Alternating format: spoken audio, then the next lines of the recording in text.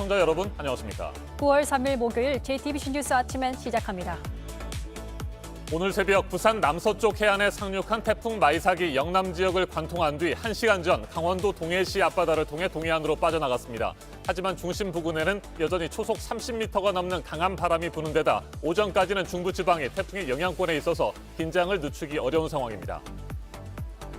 마이삭이 지나간 영남 지역에 강풍 피해가 잇따랐습니다. 부산에서는 창문을 고정하려던 60대 여성이 바람에 깨진 유리에 베어 숨지는 등 인명피해가 속출했습니다. 대규모 정전 사태가 이어졌고 원전 4기도 운영 중지됐습니다.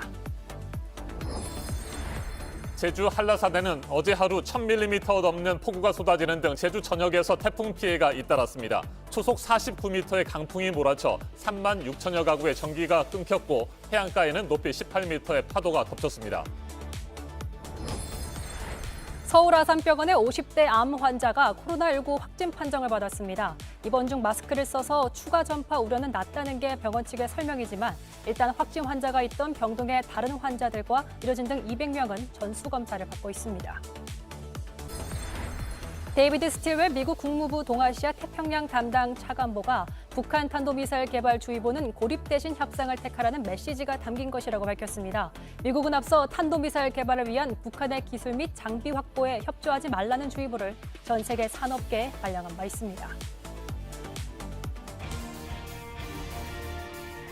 제9호 태풍 마이삭이 오늘 새벽 6시 30분 강원도 동해시 앞바다를 통해 동해안으로 빠져나갔습니다. 새벽 2시 20분 부산 남서쪽 해안에 상륙한 태풍 마이삭은 시속 60km 안팎의 매우 빠른 속도로 경상도를 관통한 뒤 강원도 동해안 쪽으로 이동했습니다. 오전 11시쯤 북한 함경남도에 다시 상륙한 뒤 점차 소멸할 가능성이 있습니다. 어제 저녁 제주도에는 순간 최대 풍속 초속 49m가 넘는 강풍이 몰아쳤습니다. 역대 7번째로 강한 바람입니다. 한라산에는 1000mm 이상의 폭우가 쏟아졌습니다. 마이삭은 남해안에 상륙한 이후에도 전남과 경상도 그리고 강원도의 강풍과 함께 많은 비를 뿌렸습니다. 마이삭에 이어 제10호 태풍 하이선도 북상 중인데 다음 주 월요일 오전 또다시 남해안에 상륙할 것으로 전망됩니다. 하이선도 마이삭 못지않은 강한 태풍으로 우리나라에 잇따라 영향을 줄 가능성이 큰 상황입니다. 오늘 아침에는 태풍 소식을 집중적으로 전해드리겠습니다. 먼저 이재승 기자입니다. 오늘 새벽 한반도에 상륙한 태풍 마이삭이 경상도를 지나 강원도를 향해 올라가는 모습입니다. 태풍의 구름대가 두껍게 보이고 태풍 앞쪽에 길게 비구름대가 이어져 있습니다. 상륙 당시 마이삭은 중심기압 950헥토파스칼, 중심 부근에 초속 40m의 강풍을 동반한 강한 태풍의 유력을 지녔습니다. 어젯밤 제주 동쪽 해상을 지나면서 이동 속도가 빨라졌고 상륙한 이후에도 시속 50km가 넘는 매우 빠른 속도로 경상도를 관통했습니다. 오늘 아침 강원도 강릉 부근에서 동해로 빠져나간 뒤 동해안을 따라 북상하겠습니다. 이후 온대 저기압으로 약화될 가능성이 있지만 계속 세력을 유지한다면 오늘 정오쯤 북한 함경남도에 다시 상륙한 뒤 소멸할 것으로 예상됩니다. 태풍이 지나는 동안 바람이 가장 강하게 분 곳은 제주 고산으로 순간 최대 풍속 초속 49.2m를 기록했습니다.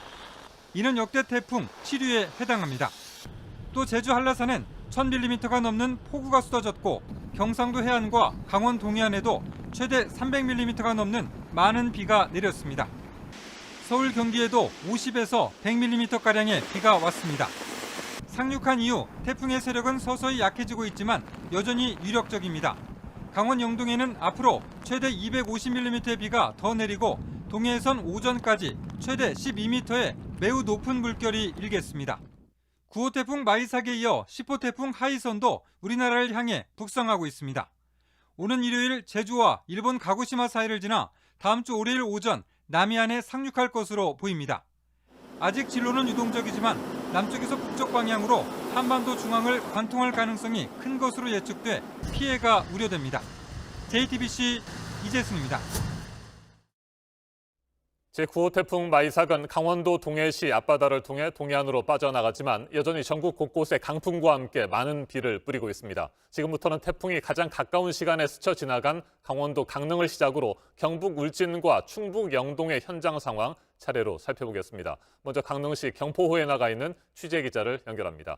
조승현 기자, 비바람이 무척 거세게 몰아치고 있다고 들었습니다. 어느 정도입니까?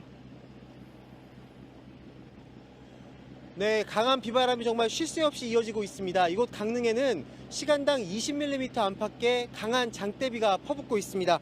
이 비가 막 내릴 때는 눈을 뜨고 있기가 어려울 정도입니다. 그리고 바람도 매우 강해서 가만히 서 있는 것도 힘이 듭니다. 제가 있는 이곳은 이 경포 호수 근처에 있는 진안상가라는 곳입니다.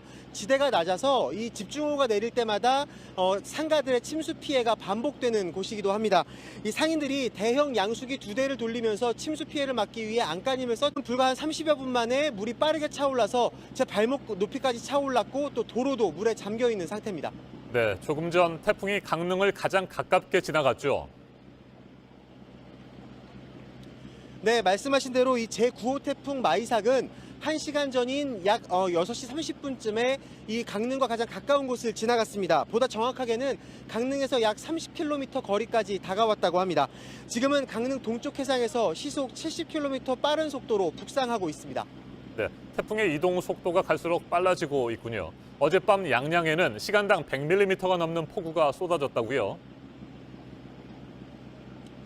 그렇습니다. 이 어제 양양의 시간당 최대 강수량은 125mm를 기록했습니다.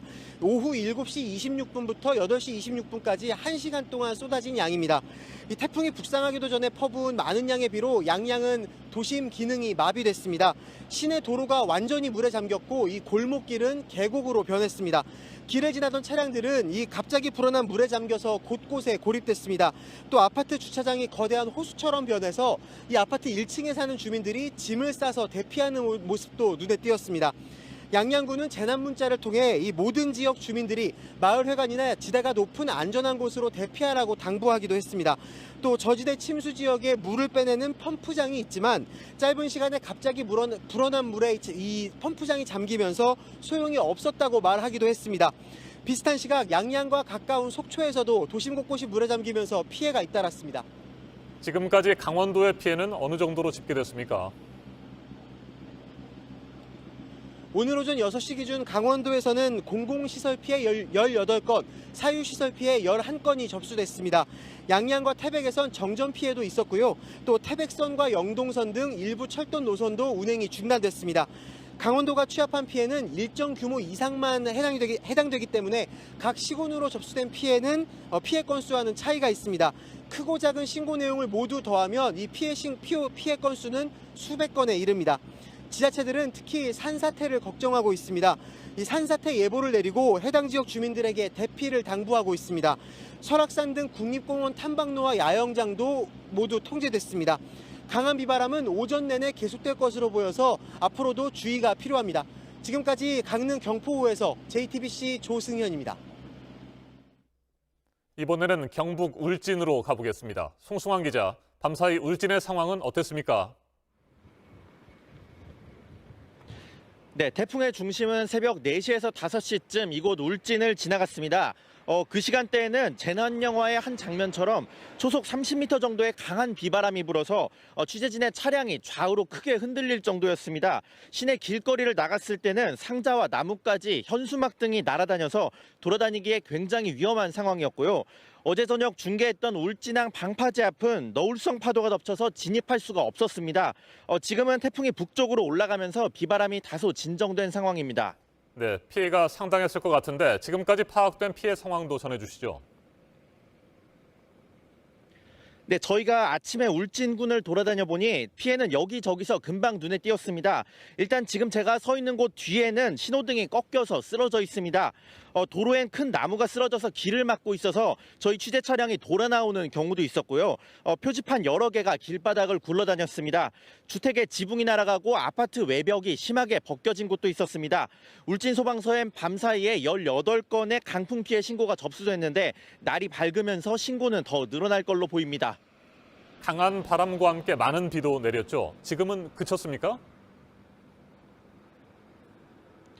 네, 새벽엔 시간당 10에서 20mm 정도의 강한 비가 쏟아졌는데요. 지금은 잠시 그친 상황입니다. 태풍은 지나갔지만 기상청은 오늘 오후 3시까지 경북 지방에 최대 200mm 정도의 비가 내릴 수 있으니 침수 피해에도 주의하라고 당부했습니다.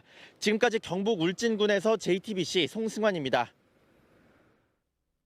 충북 지역의 상황도 살펴보겠습니다. 지난달 8일 집중호우로 충북 영동군은 큰 피해를 입었습니다. 아직까지 복구 작업이 진행되고 있는 상황에서 9호 태풍 마이삭을 맞았습니다. 지역 주민들이 불안감 속에 밤을 지샜다고 합니다. 취재 기자를 연결합니다. 조소희 기자, 지금 나가 있는 곳이 영동군 어디쯤입니까? 네, 저는 지금 영동군 영동읍 금강의 주류인 영동천 앞에 나와 있습니다. 밤새 내린 비 탓인지 이곳 영동천의 물살이 세지고 물이 급격히 늘어난 것을 볼 수 있었습니다. 오늘 오전 5시에 태풍이 경북 영천, 안동을 지나가면서 이곳도 태풍의 영향권에 들어 거센 비바람이 불고 있습니다. 집중호우와 잇따른 태풍으로 지역 주민들이 큰 고통을 겪고 있는데 주민들께서는 무엇보다도 댐 방류 소식부터 가장 먼저 살피고 계실 것 같습니다. 네, 지난주에 저희가 태풍 바비가 지나가고 있는데 아직까지 복구가 어렵다 이런 소식 전해드렸는데 송구스럽게도 또 이렇게 비 소식을 전하고 있습니다. 우선 금강홍수통제소는 어제 오후 7시부터 방류를 시작했습니다. 용당댐은 45톤, 대청댐은 900톤으로 지난번에 비해선 극히 작은 양이라고 밝혔습니다. 하지만 밤사이 비가 내렸고 이곳이 금강의 지류인 하천이기 때문에 이렇게 물이 금세 불어난 것을 볼 수 있습니다. 네, 용담댐의 방류량이 아주 많지는 않지만 앞으로도 적지 않은 비가 내린다고 하니까요. 안심할 상황은 아닌 것 같습니다. 어떻습니까? 네, 맞습니다. 오늘 충북 지역 20에서 60mm의 비가 예보돼 있습니다. 특히 오늘 새벽 4시부터 6시까지 태풍 마이삭의 영향권에 들면서 이 비구름을 몰고 온 겁니다. 이렇게 비가 많이 내렸기 때문에 오전 11시까지도 인근 댐에서 1,500톤가량을 꾸준히 방류합니다. 댐 근처, 하천 근처에 계신 분들은 각별히 조심하셔야겠습니다. 지금까지 충북 영동군 영동읍에서 JTBC 조소입니다. 강한 비바람을 몰고 온 태풍 마이삭은 밤사이 부산과 울산 등 영남 지역을 강타했습니다. 곳곳에서 가로수와 입간판이 쓰러지고 정전 피해가 속출했습니다. 부산에서는 60대 여성이 깨진 유리창에 다쳐 병원으로 옮겨졌지만 과다 출혈로 목숨을 잃었습니다. 강원도와 전남 지역에서도 피해가 잇따랐습니다. 최수영 기자가 보도합니다. 순간 최대 풍속 초속 35.7m. 부산에서도 역대 7번째로 강한 바람이 전역을 뒤흔들었습니다. 아파트 창틀이 부서지고 떨어져 나갑니다. 큰 소리와 함께 베란다 유리창이 깨졌습니다. 집 자체가 흔들리면서 조명도 계속 움직입니다. 시민들은 밤사이 공포의 시간을 보냈습니다. 도로 곳곳 간판이 떨어져 나뒹굴고 현수막이 찢겼습니다. 인명피해도 발생했습니다. 60대 여성이 창문에 테이프 작업을 하던 도중 강풍으로 유리가 깨지면서 다쳤습니다. 병원으로 이송됐지만 바다 출혈로 목숨을 잃었습니다. 울산에선 길다란 구조물이 주택 지붕을 뚫었습니다. 집안이 아수라장이 됐습니다. 다른 주택에는 가건물 지붕이 날아와 덮쳤습니다. 시설물이 깨지고 부서졌습니다. 대규모 정전도 속출했습니다. 정전 피해는 부산 3천여 가구, 울산 2천여 가구에 이릅니다. 정전이 동시다발적으로 발생하면서 일부는 여전히 복구 중입니다. 강원도에는 시간당 130mm의 폭우가 쏟아졌습니다. 저지대 주택이 침수되고 도로가 물에 잠겼습니다. 폭우에 토사가 흘러내리면서 차량 운행이 통제되기도 했습니다. 전남에서도 간판과 가로수가 쓰러지는 등 피해가 잇따랐습니다. 여수 거문도에서는 강풍으로 500여 가구의 전기 공급이 끊겼습니다. JTBC 최수연입니다. 어제 오후부터 태풍의 직접 영향권에 들었던 제주에서도 크고 작은 피해가 이어졌습니다. 한라산에는 하루 동안 1000mm 이상의 폭우가 쏟아졌습니다. 순간 최대 풍속, 초속 49m가 넘는 강풍이 몰아치면서 3만 6천여 가구의 전기 공급이 끊겨 제주 도심은 한때 암흑천지로 변했습니다. 해안가에는 최고 18m 높이의 엄청난 파도가 밀려들었습니다. 이한길 기자입니다. 한라산 등산로 입구에 입산 금지 표지판이 붙었습니다.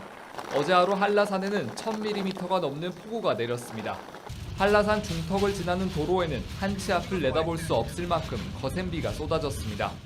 갑자기 불어난 물에 차량 8대가 도로 한가운데 고립되기도 했습니다. 제주와 서귀포 시내에도 많은 비가 내렸습니다. 하천이 범람하면서 빗물이 주택가와 도로로 밀려들었습니다. 도로 곳곳이 침수됐고 물 위엔 쓰레기가 둥둥 떠다닙니다. 강풍으로 인한 피해도 컸습니다. 가로수가 쓰러져 차량을 덮치는가 하면 바람에 부러진 신호등이 위태롭게 흔들립니다. 경찰 3명이 달라붙어 부러진 신호등을 묶어보려 하지만 비바람에 몸을 가누기가 쉽지 않습니다.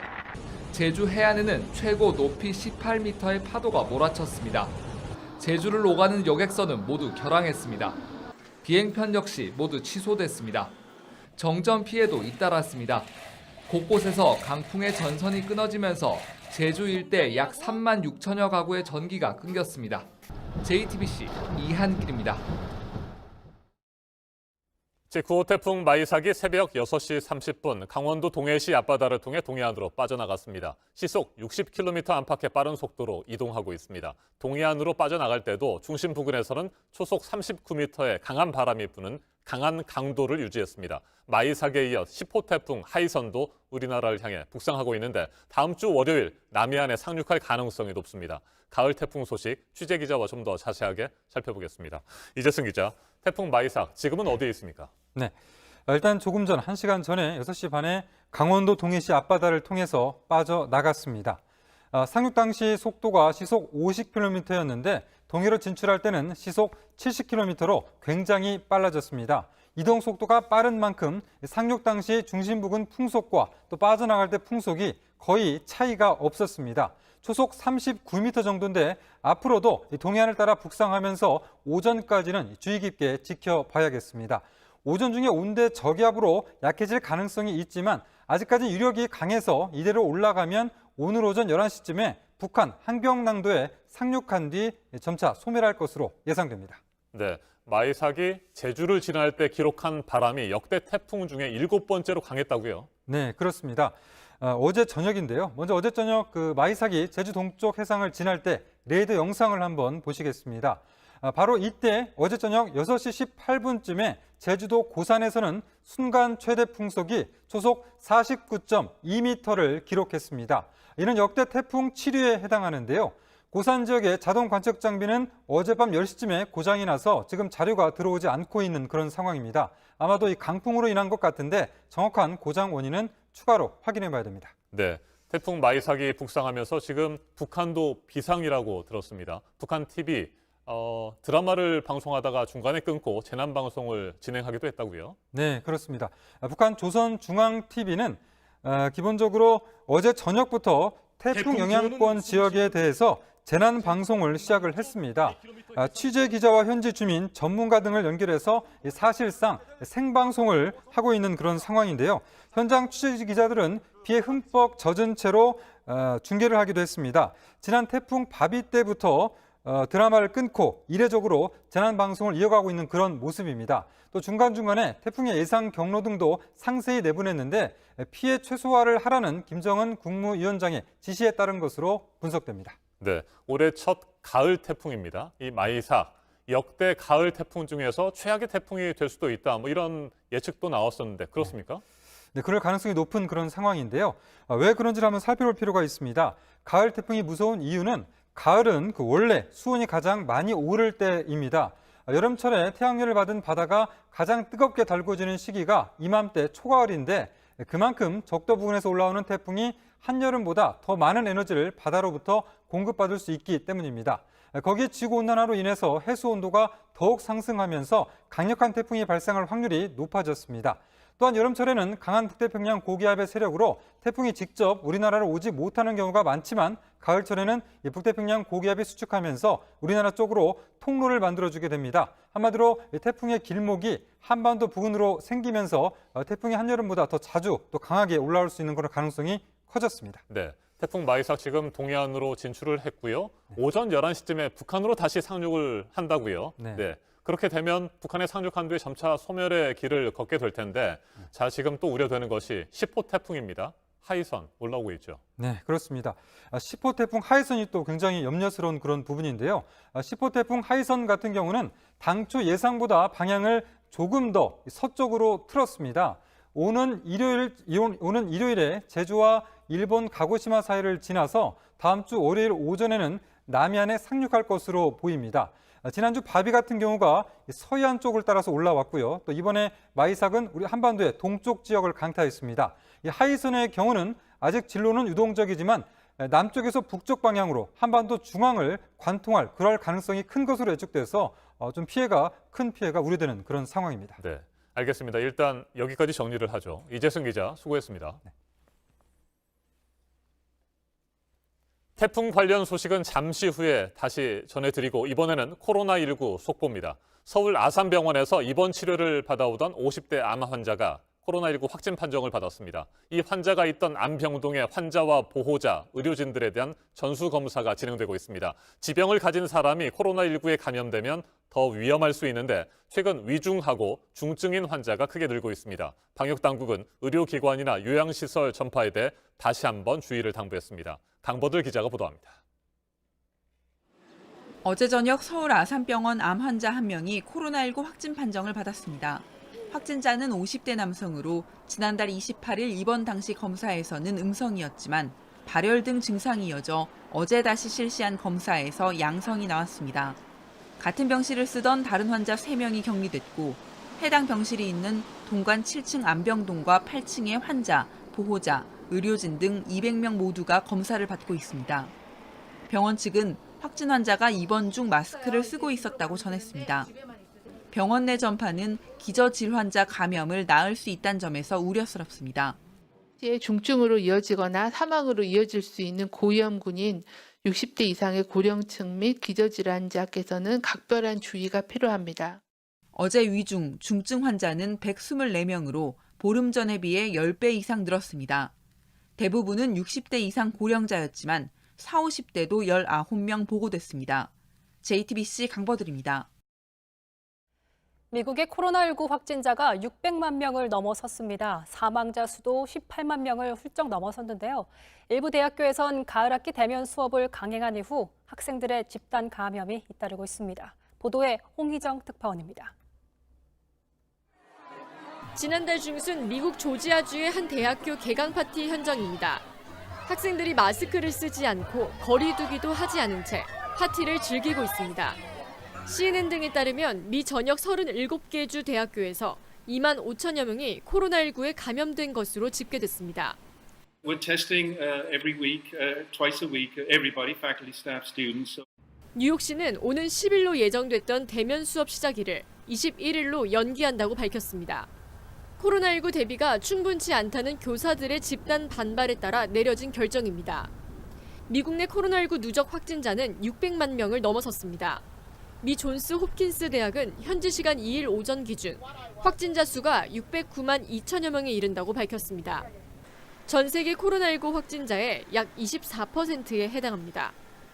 코로나19 백신 개발을 이끄는 앤서니 파우치 국립보건원 전염병 연구소장은 현재 진행 중인 임상시험에서 압도적으로 긍정적 결과가 나온다면 백신을 예상보다 더 일찍 이용할 수 있다고 말했습니다. I believe that by the time we get to the end of this calendar year, that we will feel comfortable that we do have a safe and effective vaccine. 파우치 소장은 임상시험의 중간 결과가 압도적으로 긍정적이거나 부정적일 경우 이를 몇 주 앞당겨 종료할 권한이 독립적인 데이터 안전 모니터링 위원회에 있다고 밝혔습니다. 로스앤젤레스에서 JTBC 홍희정입니다. 트럼프 미국 행정부가 하루 전 북한의 탄도미사일 조달과 관련해 부처 합동 경보를 발령한 건 북한의 협상을 촉구하는 의미가 담긴 것이라고 미 당국자가 밝혔습니다.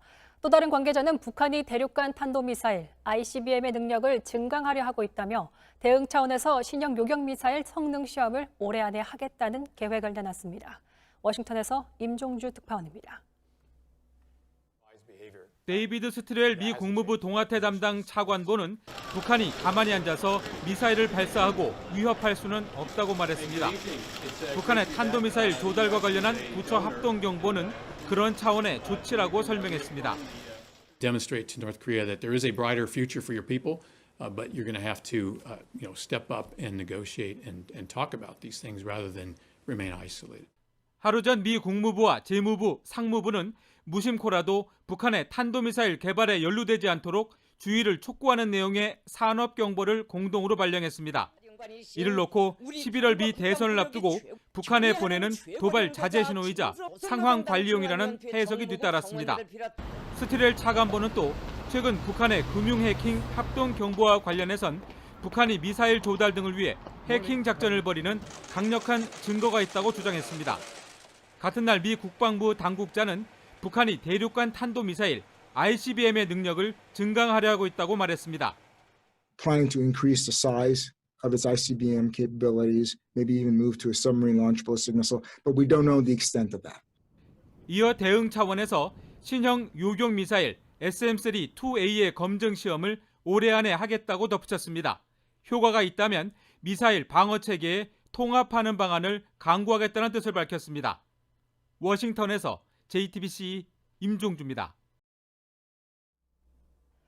태풍 마이삭의 영향으로 원전 4기 가동이 자동으로 멈춰섰습니다. 보도국 연결해 자세히 알아보겠습니다.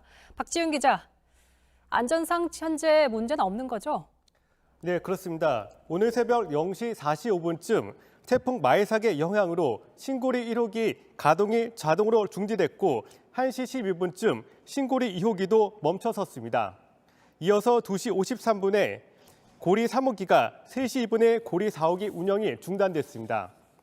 정지된 4기 원전 모두 발전을 멈춘 상태입니다. 한국수력 원자력은 송전선로에 문제가 생겨 자동 중지된 걸로 추정하고 있습니다. 사고 조사단이 현장에 파견돼 원인을 추적하고 있습니다. 다만 한국수력 원자력은 방사선 누출 사고는 없었으며 원자로는 안전한 상태라고 강조했습니다. 태풍 마이삭이 관통한 경남 지역에선 오늘 새벽에 정전 등 피해가 잇따라 발생했다고요? 네, 그렇습니다. 어제 오후부터 경남에서는 정전과 가로등 흔들림 등 피해 신고가 수백 건에 달했습니다. 주로 창원과 김해, 거제, 통영 등에서 피해가 컸습니다. 한국전력 경남 본부에 따르면 오늘 새벽 2시 기준으로 창원 등 8개 시군에서 2만 514가구가 정전됐습니다. 이 중에 5,095가구는 복구 완료됐습니다. 이 밖에 거제에서는 6,238가구, 창원에서는 3,061가구 등 모두 15,819가구에 대해서 복구 작업이 진행되고 있습니다. 정전 외에 다른 피해 상황을 살펴보면 오늘 새벽 1시 30분쯤에는 창원시 경화동에서 한 가게의 셔터가 날아갔습니다. 새벽 1시쯤에는 용원동에서 한 빌라의 외벽이 무너졌습니다. 거제시 옥포동에서도 신호등이 휘고 나무가 쓰러지는 등 피해가 속출했습니다. 앞서 어제 오후 경남 18개 시군 전역에서 3,258명이 쉼터나 복지센터로 대피했습니다. 아직까지 경남에서는 인명피해는 발생하지 않았습니다. 마지막으로 태풍과 폭우로 지역 곳곳에서 홍수주의보가 발령됐다는 소식입니다. 낙동강의 폭우로 경남 밀양시 용평동과 산천군 난강댐 상류 경호고 지점에서 홍수주의보가 발령됐습니다. 전북 무주 남대천에서도 홍수주의보가 내려져 주의가 필요합니다. 지금까지 아침에 지금 JTBC 박지윤입니다. 이번에는 오늘 아침 체크해봐야 할 뉴스들을 분야별로 살펴보겠습니다. 먼저 정치 분야입니다. 어제 국회 운영위원회에 출석한 노영민 대통령 비서실장이 정부가 청년 분양에 구체적인 방안을 조만간 발표할 것이라고 밝혔습니다. 주택을 살 수 없다는 청년들의 불만을 청와대가 인식해야 된다는 야당 의원의 지적에 이번 발표는 청년들에게 희망을 줄 수 있을 것이라고 덧붙였습니다. 김상조 청와대 정책실장도 어제 국회 운영위원회에 출석했는데 청탁금지법에 대해 발언했습니다. 농어민들의 어려움과 물가 수준을 감안해 선물 등의 기준액을 상향 조정할 필요성이 있다는 여당 의원의 질의에 코로나19 상황에서 많이 고민하고 있다며 여러 부처가 머리를 맞대고 해결 방안을 찾아보겠다고 답했습니다. 이인영 통일부 장관이 어제 대한적십자사 신희영 신임 회장을 만나 추석을 앞두고 남북 이산가족이 상봉할 수 있기를 희망한다고 밝혔습니다. 직접 방문해서 상봉하는 것이 쉽지 않으면 화상 상봉이라도 시작해 이산가족 상봉의 물꼬가 다시 열렸으면 좋겠다고 말했습니다. 국내 주요 은행이 개인에게 내준 신용대출 잔액이 8월 한 달 사이 4조 원이나 늘었습니다. 월 증가액으로는 사상 최대 규모인데요. 저금리 속에 신용대출을 받아 주식과 부동산에 투자하려는 수요가 늘어난 것으로 분석됩니다. 경찰이 어제 국내 최대 가상화폐 거래소 빗썸 본사를 압수수색했습니다. 지난해 말 투자자들이 이정훈 빗썸코리아 이사회 의장 등을 사기 및 횡령 혐의로 고소했는데 경찰이 압수수색을 통해 코인 상장 이슈와 관련된 자료를 확보한 것으로 알려졌습니다. 어제 마감한 카카오게임즈 일반 공모주 청약 경쟁률이 1,500대 1을 넘어서면서 59조에 가까운 돈이 모였습니다. SK바이오팜의 2배, 역대 최대 규모입니다. 청약 증거금 1억 원에 5주 정도가 배정될 것으로 예상됩니다. 계속해서 사회분야 뉴스입니다. 이재현 인천 서구청장이 코로나19 확진 판정을 받았습니다. 인천시 서구 공무원 확진자와 접촉해 자가 격리를 해왔는데 1차 검사에서는 음성이 나왔지만 격리 해제를 앞두고 진행한 2차 검사에서 양성 판정이 나왔습니다. 어제 저녁 7시 43분 전남 진도군 남남서쪽 13km 지점에서 규모 2.3의 지진이 발생했습니다. 기상청은 태풍 마이삭과는 연관이 없다고 설명했습니다. 피해는 없는 것으로 보입니다. 남해안 일대 태풍주의보가 발효된 어제 오후 전남 광양 앞바다에서 윈드서핑을 하던 50대 남성이 적발됐습니다. 조류에 밀려 경남 하동 앞바다까지 표류하던 중이었는데 해경이 수상레저안전법 위반 혐의로 입건했습니다. 대한불교 조계종이 오늘부터 2주 동안 전국 모든 사찰에서 법회와 강의, 템플스테이 등 대면 집합 행사를 전면 중단합니다. 코로나 사태로 조계종이 모든 사찰의 법회를 중단한 건 지난 2월 이후 두 번째입니다. 그룹 방탄소년단의 소속사 빅히트 엔터테인먼트가 다음 달 코스피 상장 예정인 가운데 최대 주주인 방시혁 대표가 방탄소년단 멤버들에게 1인당 6만 8천여 주의 주식을 증여한 것으로 알려졌습니다. 공모가가 최대 13만 5천 원으로 결정될 경우 멤버들은 1인당 92억 원이 넘는 주식을 보유하게 됩니다. 코로나 확산으로 각종 영화제들이 취소되거나 온라인으로 진행됐지만 베니스 영화제는 오프라인으로 개막했습니다. 예년보다 축소된 규모로 좌석 뛰어앉기, 마스크 필수 착용 등의 원칙으로 진행됩니다. 우리 영화는 박훈정 감독의 낙원의 밤이 비경쟁 부문에 초청됐습니다. 박근혜 정부 시절 정부가 전교조의 법률적 지위를 박탈한 지 7년 만에 오늘 대법원의 최종 판단이 나옵니다. 법의 노조 통보 처분을 취소해달라며 전교조가 고용노동부 장관을 상대로 낸 소송의 상고심 선고가 내려지는 건데요. 1, 2심에서는 전교조가 모두 패소했습니다. 조국 전 법무부 장관이 오늘로 예정된 부인 정경심 동양대 교수의 재판에 증인으로 출석합니다. 조 전 장관은 지난해 사모펀드 의혹과 자녀 입시 비리와 관련해 정 교수와 공범으로 기소됐지만 재판은 따로 받고 있는데요. 부부가 함께 법정에 서는 것은 오늘이 처음입니다. 오는 12월 3일 시행되는 2021학년도 대학 수학 능력 시험 응시원서 접수가 오늘부터 시작됩니다. 응시원서는 수험생이 직접 제출해야 하지만 올해는 특별히 코로나 확진자와 자가격리자에게 대리 접수를 허용했습니다. 분야별 뉴스 체크해드렸습니다. 오늘 새벽 남해안에 상륙한 제9호 태풍 마이삭은 동해시 앞바다로 진출해서 북상하고 있습니다.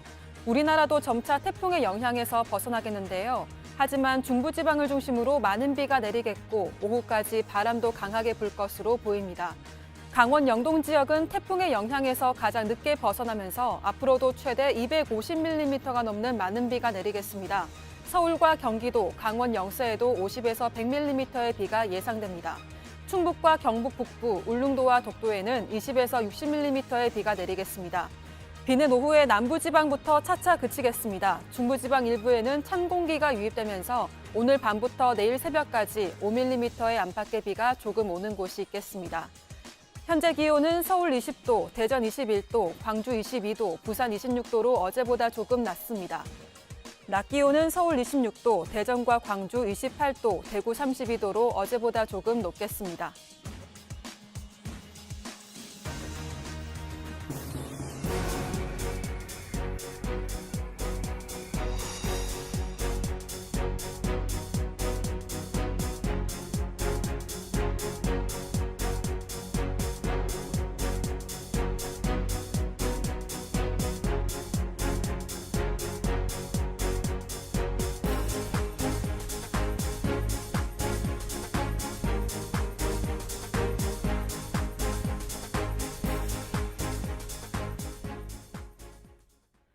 지난달 17일 코로나19 확진 판정을 받고 치료를 받아오던 전광훈 목사가 어제 퇴원했습니다. 전 목사는 바로 사랑제일교회로 가서 기자회견을 열었는데 대통령이 사과하지 않으면 순교할 각오가 돼 있다는 등의 이야기를 다시 늘어놨습니다. 하예빈 기자입니다. 퇴원 3시간 만에 카메라 앞에 선 전광훈 목사. 이번엔 마스크를 썼습니다. 앞서 광복절 집회와 이틀 뒤 코로나19 양성 판정을 받고 병원으로 옮겨지던 때와는 달라진 모습입니다.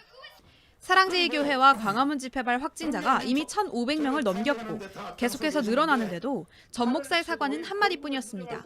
국민 여러분, 저와 저희 교회를 통해서 여러분들에게 많은 근심을 끼쳐드린 것에 대해서 죄송하게 생각합니다. 궤변으로 정부 비판을 이어가더니 대통령이 뭔데 국가를 부정하는 거죠. 국가를 부정하고 대한민국의 헌법을 부정하면서 대통령을 할 수 있겠습니까? 가짜뉴스도 내놓습니다. 저와 우리 교회를 제거하려고 여기 재개발을 선동해서 우리 교회의 진입을 몇 번 시도하다가 근본에 이제 드디어 중국의 우한 바이러스 사건을 통해서 이것을 전체적인 것을 우리에게 뒤집어 씌워서 사기극을 펼치려고 했으나 급기야 순교한다며 극단적인 발언도 서슴지 않습니다. 문재인 대통령에게 국민에게 사과하십시오. 국가 부정, 그다음에 낮은 단계 연방제라고 하는 이 거짓 평화 통일 주제를 가지고 국민들을 속이는 행위를 계속한다면 목숨을 그야말로 던지겠습니다. 저는 순교할 각오가 되어 있습니다. JTBC 하이비입니다. 어제 오후 4시 45분쯤 제주도 서귀포 향토 오일 시장에서 불이 났습니다. 이 불로 참기름 가게를 포함해 점포 5곳의 내부 집기 등이 탔습니다. 하지만 다행히 오일장 휴무일이어서 인명피해는 없었습니다. 소방당국은 화재 원인을 조사하고 있습니다. 만취 상태로 차를 몰다가 주차된 차량들을 들이받아서 적발된 현직 경찰관이 직위 해제됐습니다. 서울 강남경찰서 소속 A경사는 지난달 27일 밤 서울 개포동의 한 주차장으로 차를 몰고 들어가다가 주차된 차량 2대를 들이받았습니다. A경사의 혈중 알코올 농도는 0.254%로 면허 취소 수준을 훌쩍 넘은 상태였습니다. 경찰은 A경사를 직위 해제했으며 사고 경위를 조사한 뒤 후속 조치를 할 계획입니다.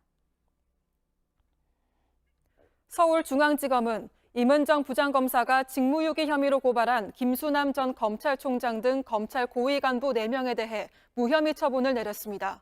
임 부장검사는 지난 2016년 부산지검 윤모 검사가 민원인이 낸 고소장을 위조해서 사건을 처리한 사실이 적발됐음에도 김 전 총장 등이 징계 조치하지 않았다며 지난해 4월 경찰에 고발했습니다. 임 부장검사는 검찰의 무혐의 처분에 불복 의사를 밝혀 조만간 항고 절차가 진행될 것으로 보입니다.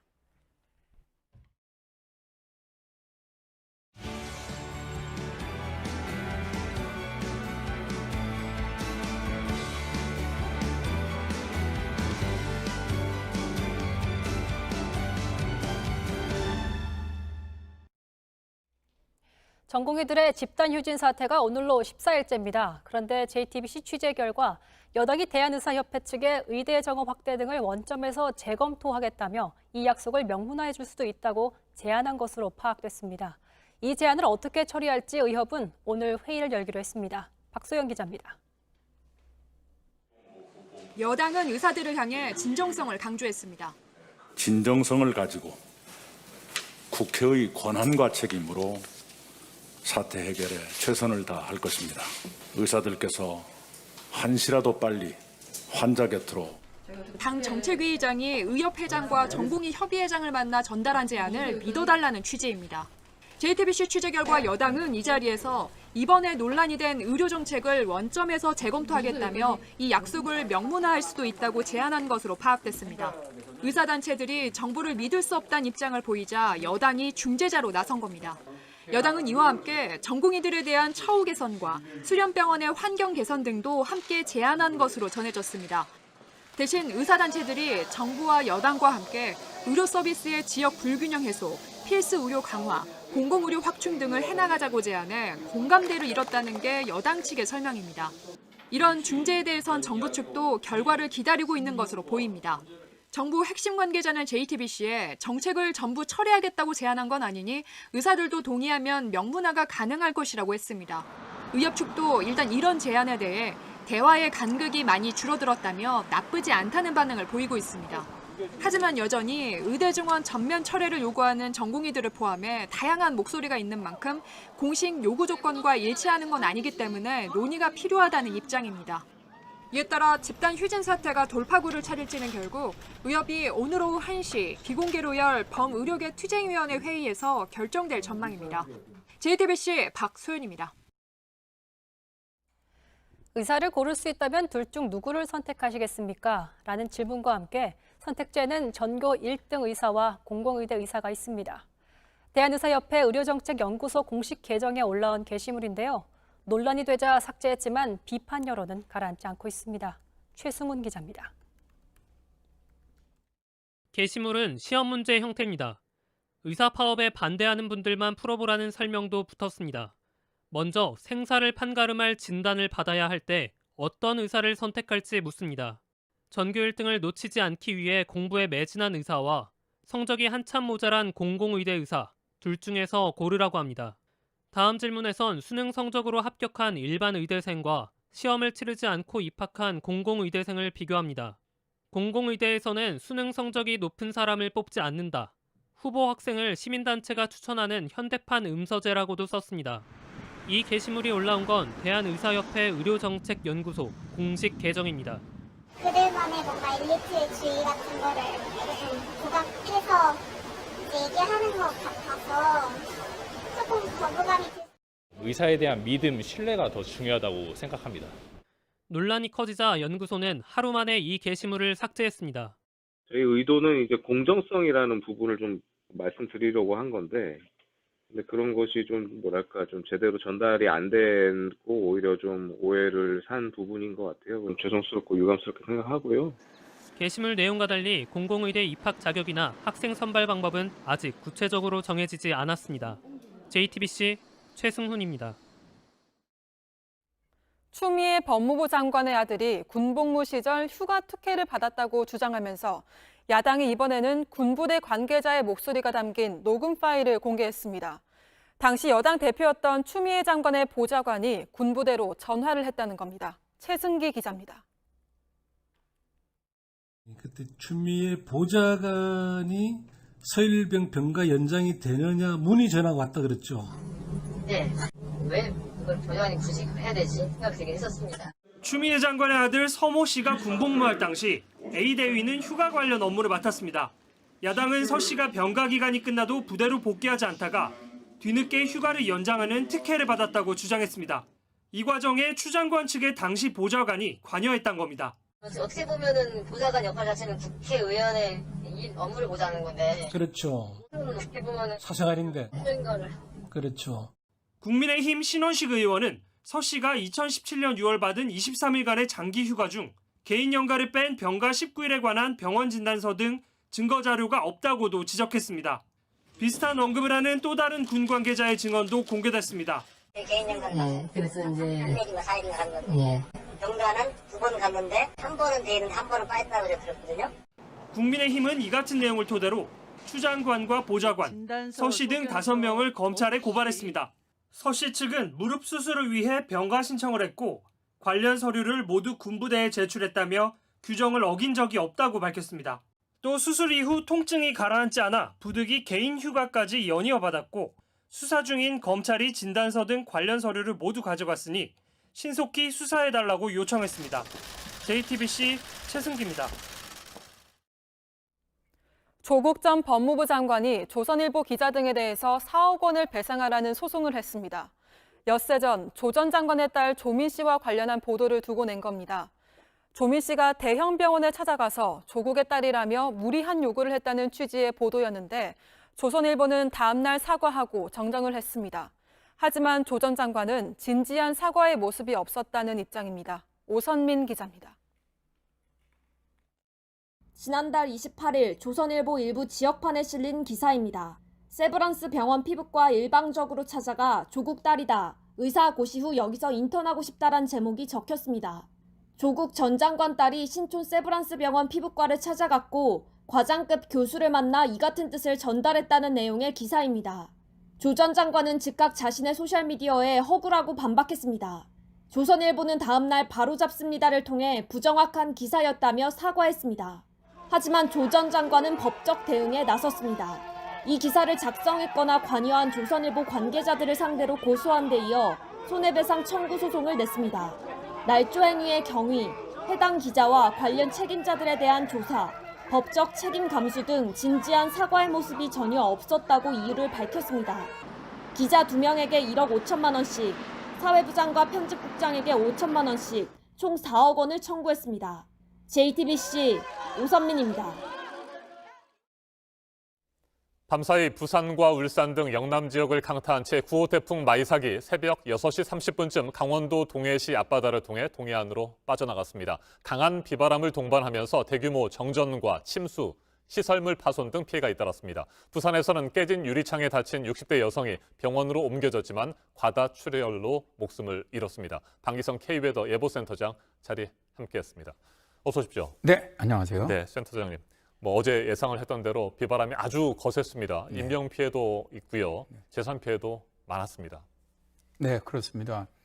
어제 예상했던 것처럼 이제 실제로 거의 매미와 비슷한 경로로 올라왔고요. 실제로 매미와 강도도 굉장히 비슷한 정도로 실제로 발생을 했습니다. 강수량이라든가 최대 풍속 같은 경우도 아직 이제 밤중에 이제 통과를 해왔기 때문에 실제로 피해가 밝혀지지 않은 부분이 많은 것 같은데. 실제로 이제 재산 피해는 상당할 것 같고요. 다만 이제 인명 피해는 매미 때는 한 130명 이상의 사망 실종이 있었는데 이번에는 현재까지는 1명 정도로 매우 줄어드는 것은 다행이라고 생각을 합니다. 이거는 제가 보기에는 상당히 대비가 좀 잘 됐던 것이 아니냐 그런 생각을 좀 합니다. 네, 강풍 특히 제주 지역에 불었던 바람이 아주 대단했습니다. 초속 47m를 넘었었잖아요. 이게 역대 7번째 강한 바람이었다고요? 네, 그렇습니다. 제주 고산 지역이 49.2m 순간 최대 풍속이죠. 지금까지 제주 지역에 태풍이 지나가면서 7번째로 이제 강했던 태풍인데 이게 이제 매미하고 비교를 하는데 매미 때 그 고산 지역이 60m를 기록을 했습니다. 근데 이번에는 그보다 한 10m 정도가 적었는데 왜 그러냐면은 매미 때는 이 제주도 인근을 갖다 50km 정도 굉장히 가깝게 지나갔습니다. 근데 이번 같은 경우는 140km 좀 멀리 지나갔거든요. 그런 차이가 있었던 것으로 생각이 되고요. 그러나 이제 일단 이 매미가 이번에 마이삭이 부산 인근 쪽으로 상륙을 하면서 남해안 쪽이라든가 부산, 울산, 포항 이쪽 지역은 거의 44m에서 46m 정도 순간 최대 풍속이죠. 이 정도 불었는데 이거는 거의 매미하고 비교하더라도 적은 풍속이 아닙니다. 굉장히 강한 풍속이 불었죠. 네. 일본 기상청과 미국 기상청은 우리 기상청이 예보를 했던 것보다 좀 더 서쪽으로 치우쳐서 올라갈 것이다 이렇게 예상을 했었는데 우리 기상청의 예보대로 부산 남서쪽 해상에서 상륙을 했습니다. 상륙한 이후에 보통은 상륙을 하게 되면 세력이 급격히 약화되잖아요. 이번에는 어땠습니까? 실제로 이제 먼저 진로부터 먼저 말씀을 드리면 어제 오후까지도 일본이나 미국 같은 경우는 거의 전남 여수 정도로 상륙하는 것으로 예상을 했습니다. 기상청은 지속적으로 계속 부산 인근 해상으로 상륙을 해서 이제 강릉 인근으로 이제 빠져나가는 걸로 예상을 했는데 이번 태풍 진로는 미국과 일본이 완전히 틀렸고요. 기상청이 거의 전적으로 맞았다고 보고요.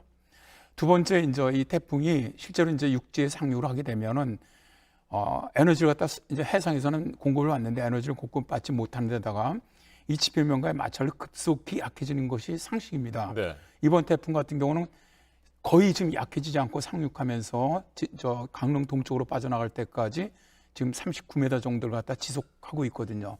이 가장 큰 원인은 이번 태풍 같은 경우는 열대 굉장히 뜨거운 해상을 올라오면서 많은 열이 좀 축적돼 있던 태풍이기도 하고 두 번째는 상륙을 하고서는 거의 시속 70km 속도로 굉장히 빨리 북상을 했습니다. 이렇게 빨리 북상을 하다 보니까 세력이 약해질 시간이 별로 없다는 거죠. 그런 특징이 있습니다. 네, 제주 한라산에는 하루 동안 1000mm가 넘는 폭우가 쏟아졌습니다. 엄청난 양 아니겠습니까? 그렇습니다. 지금까지 우리나라 태풍이 지나가면서 제주도의 한라산 쪽에 1000mm가 넘었던 건 2016년에 차바 때 한 번 넘었고요. 네. 그 외에는 없습니다. 그러니까 역대 이번 태풍 같은 경우는 바람도 강했지만 실제로 비도 굉장히 많이 내린 태풍인데요. 제주뿐만 아니고 지금 남해 통영이라든가 여수라든가 그다음에 울진, 포항 이런 쪽도 거의 250mm 정도 비가 내렸고요. 다음에 이제 좀 올라와서 대관령이라든가 미시령 이런 쪽은 400mm가 넘었으니까 실제로 매미 때와 비교를 해보더라도 풍속이라든가 강수량이 오히려 더 많았던 것이 아니냐 그렇게 생각이 됩니다. 네, 앞서 이재승 기자와 얘기를 나눴을 때도 오전 11시쯤이면 지금 현재 동해안을 지나고 있는 태풍이 북한 쪽으로 다시 상륙할 것이다 이렇게 예상이 됐어요. 네네. 지금도 그 경로대로 가고 있는 겁니까? 네, 그렇습니다. 지금 태풍이 통상 우리나라로 들어와서 상주에서 동해로 빠져나가면 거의 블라디보스토크나 아니면 일본의 삿포로 쪽으로 거의 빠져나갑니다. 홋카이도 쪽. 그러니까 그 휜다는 얘기인데 이번 휘지 않고 그대로 사실은 북상하는 겁니다. 지금 북상에 올라오다 보니까 동해상에서 저 강릉에서 동쪽 해상으로 빠져나갔지만 다시 북한의 청진 쪽으로 상륙을 하게 되는 건데 이런 진로를 나타내는 경우가 거의 없습니다. 굉장히 이례적인 진로인데 지금 이런 진로를 나타내는 것이 지금 우리나라 서쪽에 그 강한 제트 기류가 사행을 하고 있기 때문에 그렇습니다. 사행을 하다 보니까 이 북태평양 고기압축이 그것과 같이 올라가다 보니까 그 연변을 따라 올라가는 것이거든요. 그러면서 이 제트 기류가 굉장히 태풍을 빨리 끌어올리는 역할을 해주고 있습니다. 그러다 보니까 태풍 속도도 굉장히 이동 속도도 빠르고 속도도 약해지지 않고 가면서 실제로 세력도 약해지지 않고 그러면서 북한 쪽도 상당히 큰 피해를 갖다 줄 것으로 현재는 예상이 됩니다. 네, 태풍 마이삭 영향을 주는 반경이 굉장히 넓었습니다. 그 넓은 반경을 유지한 채 계속해서 지금 북상을 하고 있는 상태인데 현장 상황을 좀 다시 한번 살펴보고요. 계속해서 말씀 듣도록 하겠습니다. 태풍 마이삭은 현재 동해상에서 시속 67km 안팎의 매우 빠른 속도로 북쪽으로 이동하고 있습니다. 하지만 강한 비바람은 여전합니다. 강원도와 경상북도, 충청북도의 현재 상황 다시 한번 차례로 살펴보겠습니다. 강릉 경포호에 나가 있는 취재기자를 연결합니다. 수승현 기자, 앞서 7시 30분쯤 처음 연결했을 때보다 도로가 물에 더 많이 잠겼다고요? 그렇습니다. 1시간도 안 됐는데 물이 빠르게 차올랐습니다. 아까는 제 발목 높이까지 물이 찼었는데 지금은 이렇게 무릎 위까지도 물이 올라옵니다. 자, 이쪽을 보시면 커다란 플라스틱 팔레트가 물 위에 떠 있습니다. 그리고 횟집 수조인데 바깥이 이렇게 흙탕물에 반쯤 잠겨서 안에 있는 물고기들이 이렇게 불안한 듯 이리저리 헤엄치는 모습도 보실 수가 있습니다. 안으로 조금 더 들어와 보시면 이렇게 음식물 쓰레기통, 김치통, 그리고 고무통까지 물 위에 둥둥 떠다니고 있습니다. 횟집 안으로까지 물이 들어가서 이 상인이 안에서 망연자실한 듯하게 피해를 수습하고 있는 모습도 보실 수가 있습니다. 이곳 경포 진안상가 상인들이 이런 피해를 막기 위해서 이 대형 양수기 2대를 돌렸었습니다. 하지만 이 양수기마저도 물에 잠기면서 결국 작동을 멈췄고 이렇게 물이 차오른 겁니다. 도로가 침수돼서 저렇게 도로 통행도 통제가 되고 있습니다. 다행히 태풍이 멀어지고 있어서인지 비바람의 강도는 확실히 약해졌고 지금 비는 그친 상태입니다. 네, 경포호 부근의 침수 피해가 아주 심각한 상황이군요. 새롭게 파악된 강원도의 피해 상황 혹시 다른 것들이 있습니까? 네, 앞선 중계에서 전해드린 피해 건수가 달라지지는 않았습니다. 하지만 이건 그 사이에 새롭게 취합된 건수가 없다는 거지 새롭게 발생한 피해가 없다는 뜻은 아닌데요. 지금도 각 지자체로는 크고 작은 피해 신고가 잇따르고 있습니다. 이곳 강릉시의 경우에는 2시간 단위로 피해 상황을 집계하고 있는데 신고가 끊이지 않고 계속 들어와서 취합하고 정리하는 데 상당히 애를 먹고 있다고 합니다. 그리고 평창군 진부면에서는 이 다리가 끊어져서 주변이 통제되고 있다는 소식도 들어왔습니다. 이 지역에 자정 이후에 100mm 넘는 이 장대비가 쏟아졌는데 그러다 보니까 이 하천의 수량이 크게 늘었고 또 그런 비의 강도를 이기지 못한 다리의 중간 부분이 뚝 끊어져서 물속에 잠겨 있는 모습을 확인하실 수가 있습니다. 이제는 날이 밝았고 또 비바람도 잦아들고 있는 만큼 피해 집계에도 속도가 붙을 것으로 보입니다. 네, 강원 지역은 언제까지 태풍의 영향을 받을 것으로 예상되고 있습니까? 일단은 오늘 오전이 태풍 마이삭의 고비가 될 것으로 보입니다. 오늘 하루 강원 영동 지역에는 최고 250mm, 영서 지역에도 100mm 정도의 많은 비가 더 내릴 것으로 기상청은 예보했습니다. 이미 많은 비가 내린 상태여서 특히나 산사태 등 추가 피해가 우려되고 있습니다. 여기에 오후까지 강한 바람이 계속 불 것으로 보여서 피해가 없도록 계속 대비하셔야 될 것 같습니다. 지금까지 강릉 경포호에서 JTBC 조승현입니다. 경북 울진의 피해 상황도 살펴보겠습니다. 송승환 기자, 지금 울진은 어떤 상황입니까? 네, 날이 밝으면서 곳곳에서 피해 상황을 볼 수 있었습니다.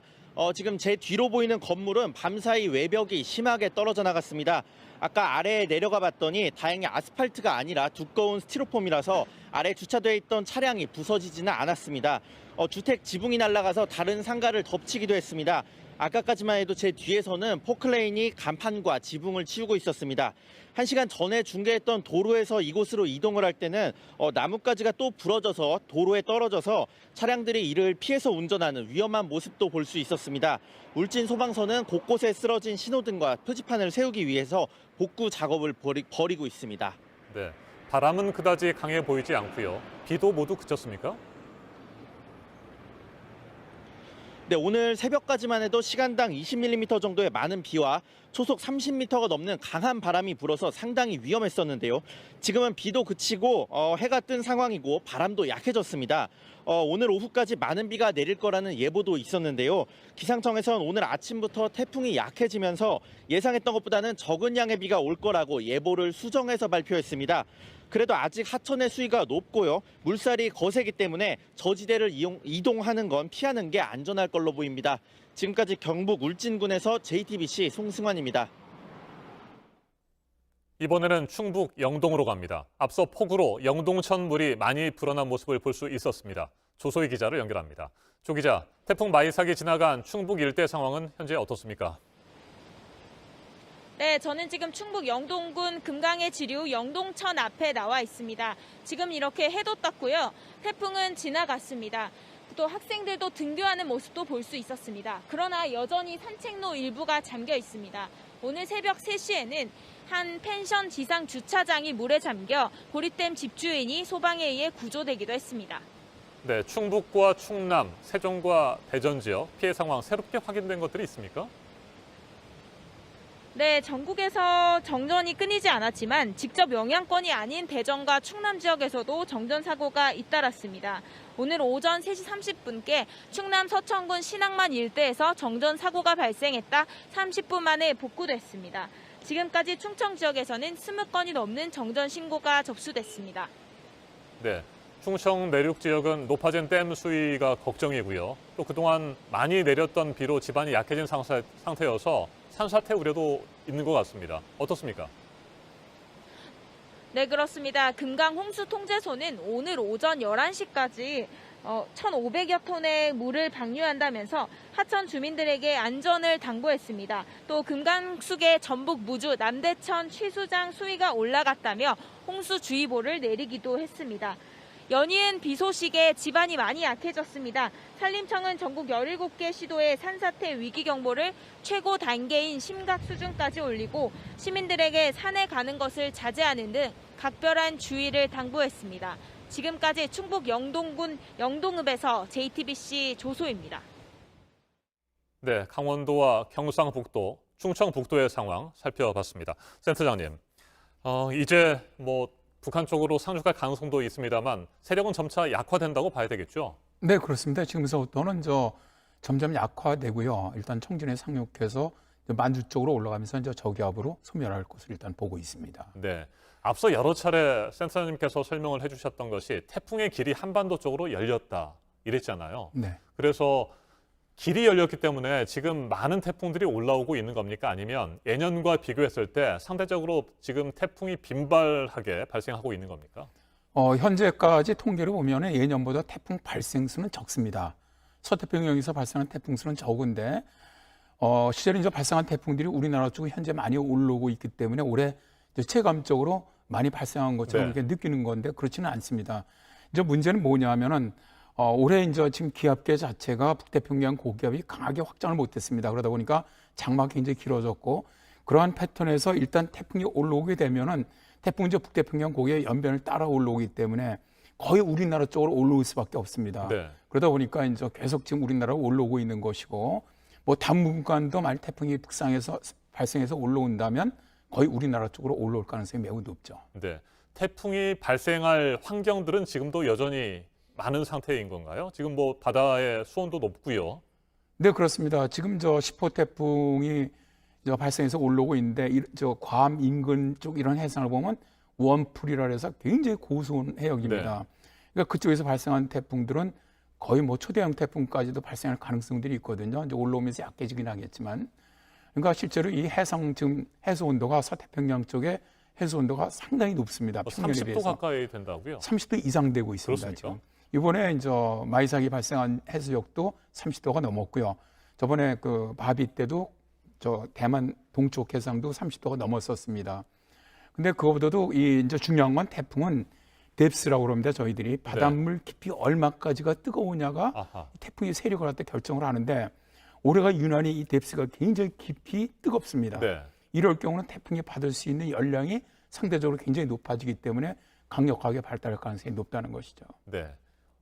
어느 깊이까지 바닷물의 온도가 높으냐 이게 굉장히 중요하다고 말씀을 하셨는데 대체적으로 말이죠. 그렇다면 현재 뭐 30도를 넘어가기도 하는데 이 바닷물의 온도가 몇 도 아래 정도로 내려가야 태풍이 발생하지 않을까요?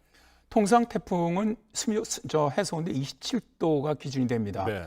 27도 이상이면 저 태풍이 만들어지는 조건으로 보고요. 그 이하는 만들어지기 어렵고 또 27도 이하의 저 해수역을 갖다 지나가게 되면 태풍은 쇠약한다는 것이 이제 일반적인 그 태풍의 원리죠. 네. 자, 10호 태풍 하이선이 또 발생을 했습니다. 우리나라 쪽으로 향해 올라올 가능성이 높다고 하는데 그렇게 될까요? 어떻습니까? 지금 뭐 일단 예상이 나왔죠. 태풍 예상이 나왔는데 다음 주 월요일이죠. 7일 새벽 3시에 규슈 서쪽 해상까지 진출하는 것으로 나와 있습니다. 이러면은 이미 이제 우리나라 남부지방은 다 영향을 받게 되는데 7일 새벽 같으면은 지금 현재 이 태풍이 조금 전에도 말씀드렸지만 괌 인근 해상에서 발생을 했는데 그쪽은 굉장히 웜풀한 해상입니다. 굉장히 고수온 해역이고 아까도 말씀드렸지만 뜨거운 아주 이 깊이가 굉장히 고수온이 깊이까지 굉장히 있는 해역이기 때문에 강력하게 태풍이 발달할 가능성이 매우 높습니다. 그래서 올라오면서 이제 인근으로 들어오면서 특히 이제 이 중심은 해상으로 규슈 서쪽 해상으로 오더라도 일부는 이제 부딪히기 때문에 규슈 쪽에 약간 약해질 것으로 보지만 현재 예상으로는 뭐 거의 이번 마이삭보다는 더 강하지 않겠느냐. 그런데 그 태풍 현재 예상은 거의 부산 서쪽을 상륙을 해갖고 그대로 북진하는 형태거든요. 이렇게 되면 이번 마이삭보다도 피해가 더 커지고요. 물론 중요한 것은 그렇게 되면 수도권이 100km 이내에 다 들어온다는 얘기입니다. 그러니까 이제 아주 폭풍 반경 안에 다 들어간다는 것이죠. 그래서 이 태풍이 올라온다면 수도권까지도 상당한 피해가 예상이 됩니다. 네. 10호 태풍을 또 당장 준비하고 대비해야 되는 상황인 것 같습니다. 일단 9호 태풍 마이삭은 오늘 오전까지만 주의를 하면 됩니까? 아니면 오늘 뭐 저녁까지 이어져서 계속해서 경각심을 가지고 살펴봐야 됩니까? 일단 아주 강한 비들은 지금 고성 북쪽으로 올라갔고요. 강릉보다도. 오전까지는 좀 조심을 해야 할 것으로 보고 오후에도 일단 해안가는 파랑이 있습니다. 너울 같은 것들이 있기 때문에 해안가는 계속 주의하셔야 할 것 같습니다. 알겠습니다. 여기까지 듣겠습니다. 방기성 K웨더 예보센터장이었습니다. 말씀 잘 들었습니다. 네, 고맙습니다. 태풍 마이삭이 오늘 새벽 동해안으로 빠져나갔지만 오늘 오전까지는 중부지방이 태풍의 영향을 받을 것으로 보입니다. 조금 전 7시 50분쯤에는 앞서 전해드린 것처럼 강원도 평창군 진부면에서 다리가 무너져 내렸습니다. 곳곳에서 비바람 피해가 이어지고 있습니다. 태풍이 완전히 소멸될 때까지 계속해서 주의가 필요합니다. 이상으로 JTBC 뉴스 아침엔 목요일 순서 모두 마치겠습니다. 시청해주신 여러분 고맙습니다.